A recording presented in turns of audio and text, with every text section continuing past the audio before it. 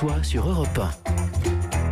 Isabelle Quenin. Avec elle, on va tout de suite mieux. Bonjour Anne Cazobon. Namasté. Alors aujourd'hui, moi je voudrais vous parler de l'écriture. On sait que c'est un formidable outil de résilience pour mettre à distance ce qui nous a heurtés, des paroles qui nous ont blessés, des événements qui nous ont traumatisés.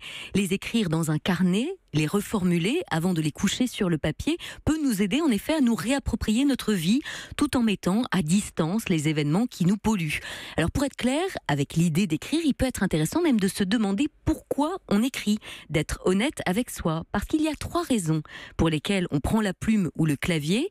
On écrit pour soi, on écrit pour être lu ou on écrit pour être publié. Pour soi, pour être lu ou pour être publié. Il faut être bien au clair avec soi quand on prend la plume ou le clavier. Alors J.K. Rowling, elle a toujours rêvé d'être publiée. Vous savez, c'est la maman de Harry Potter, dont le chemin de réalisation personnelle est hautement inspirant. Alors j'avoue que je n'ai lu aucun de ses romans d'apprenti sorcier, c'est pas vraiment mon truc. En revanche, je voue une admiration sans faille à cette femme qui a su transmuter une grave dépression en écriture et dont le roman à ce sujet paraît demain. Ça s'appelle La meilleure des vies. C'est publié chez Grasset parce que derrière ces 7 tomes traduits en 67 langues, écoulés à plus de 450 millions d'exemplaires à travers le monde, se cache une romancière britannique qui a connu l'enfer du doute de l'écrivain et surtout de multiples refus de maisons d'édition. Régulièrement sur Twitter d'ailleurs, elle partage son démarrage chaotique et raconte qu'au tout début, lorsqu'elle a reçu sa première lettre de refus, elle l'a accrochée au mur de sa cuisine parce que, dit-elle, ça lui faisait un point commun avec tous ses écrivains préférés, d'avoir été refusée. Et que plutôt que de la décourager, cette lettre avait eu le mérite de la motiver. Du coup, elle s'était même lancée à l'époque un drôle de défi en se disant qu'elle n'allait pas abandonner l'écriture tant qu'elle n'aurait pas reçu une lettre de refus de la part de chaque éditeur, même si elle redoutait que finalement cela arrive.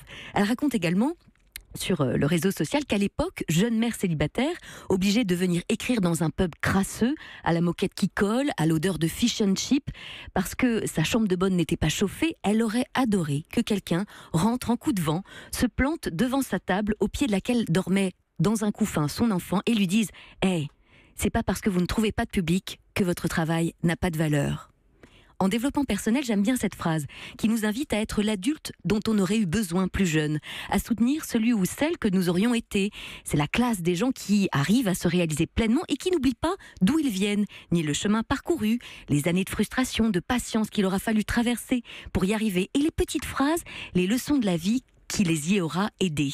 Eh bien, J.K. Rowling est de cette trempe-là. C'est vrai qu'elle en est pas restée là côté tweet. Mais non, elle continue. L'auteur de la saga de ce petit sorcier vient de faire des émules à nouveau sur Twitter.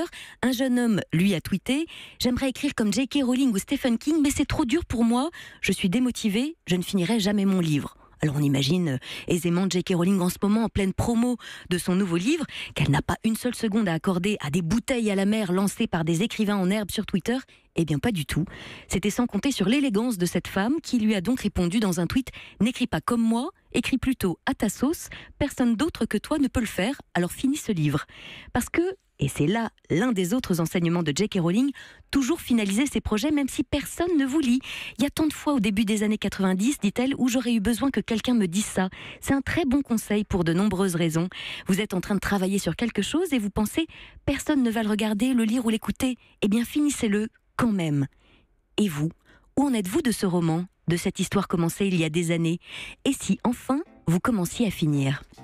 Merci Anne, merci Gérald, merci à tous de nous avoir suivis. On se retrouve demain pour parler de la journée mondiale contre la BPCO. C'était